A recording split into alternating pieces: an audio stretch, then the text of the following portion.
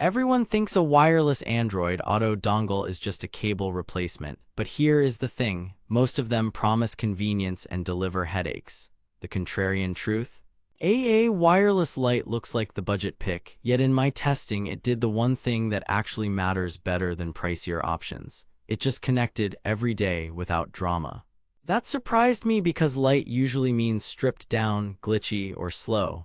I stress tested it across daily commutes, weekend errands, and a long highway run, and what I discovered changed how I look at these adapters. Quick note. I put in 2 weeks of testing, 3 vehicles, 5 phones, and a stopwatch. Let's get into it. Before we dive into what I discovered, if you are already convinced and want the best current price, there is a link below. But stick around because what I found about speed, stability, and what Lite leaves out might save you from a return. Look, here is the setup. I am the person who hates fishing for a USB cable every time I hop in the car. Short trips, coffee runs, kid drop-offs, the cable dance gets old fast. I tried a bunch of wireless adapters over the last couple of years. Some were fast but flaky. Others were stable but slow to start, so I would be halfway down the block before maps even loaded. One unit constantly dropped calls when my wife called in, so when I saw AAWireless Lite, I was skeptical. I loved the original AAWireless for its deep settings, but I wondered, if you remove the advanced tweaks and keep only the basics, do you lose the magic? Or do you get the clean, dependable core experience most people actually need? I broke testing into real-world scenarios. First, cold start commute, car off overnight. I plugged the AAWireless Lite into the factory USB port, paired once in the companion app, and timed every ignition. Average from key turn to Android Auto home screen, 16 to 22 seconds across my test cars, with my Pixel connecting fastest and a mid-range Samsung a hair slower. That is on par with the best I have tested, and in 2 cases faster than wired plus fumbling the cable. But then, on day 3, after a phone update, it took 35 seconds. I cleared the phone's Bluetooth cache and it snapped back to normal the next drive. Second, daily grind, music streaming, maps live traffic, WhatsApp voice messages. Track skip latency stayed around a quarter second.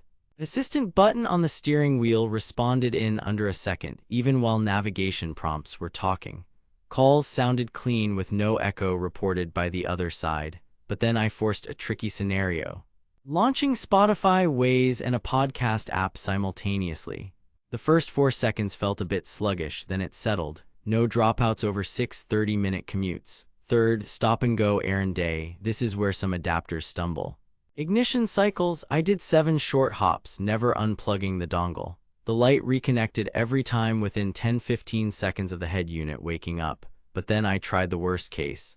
Started the car, put it in reverse immediately, camera came up, then shifted to drive. Some adapters crash here. The Lite held the connection and resumed Android Auto the moment the camera feed closed.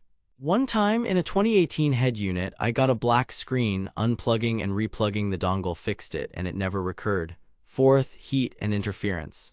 I parked the car in the sun, cabin at baking temps. The dongle got warm to the touch, but there were no dropouts on a 40-minute drive afterward. Wi-Fi stayed locked on 5 GHz. I also ran a portable hotspot nearby to simulate congestion.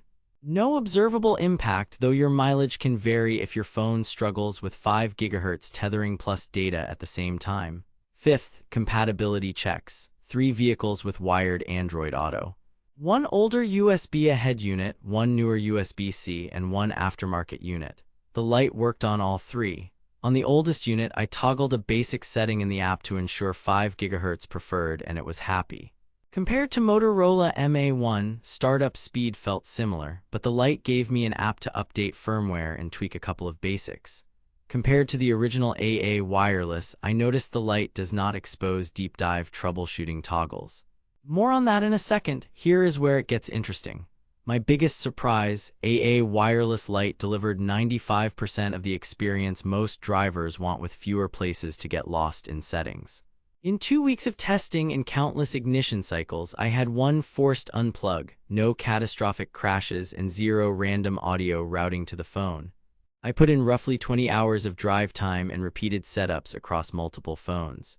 Pixel, Samsung, OnePlus. The revelation is this: if your car already plays nicely with wired Android Auto and your phone supports wireless AA, the Lite nails the fundamentals: fast connection, stable link, responsive controls.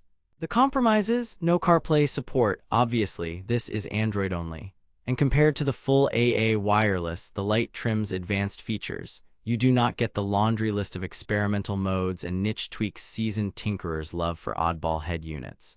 If your setup is finicky and you live for DPI overrides and protocol tweaks, the non-Lite version is the safer bet.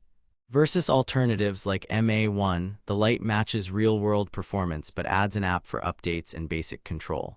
Too good to be true, I kept waiting for a showstopper: heat shutdown, call echo, random Wi-Fi drops. It never happened. The only real gotcha is the obvious one: it will not turn a non-Android Auto car into a smart unit. Your head unit must already support wired Android Auto. Now that you know the Lite hits the core experience without the clutter, this is one of those get it before prices shift situations. I keep the best current deal linked below, and if you need the full advanced features, I will link that version too so you can pick the right one for your setup. Bottom line: AAWireless Lite is a yes for most people who simply want to get in, start the car, and have Android Auto appear without fishing for a cable. If you drive multiple short trips a day, value quick reconnection, and do not want to fiddle with settings, this is the sweet spot. If you have a picky head unit, love to tweak, or need the most advanced troubleshooting tools, grab the full AA wireless instead. Not for iPhone users or cars without wired Android Auto. For everyone else, this is the rare Lite that does not feel cheap. Cut the cord, keep the reliability, that is the real win.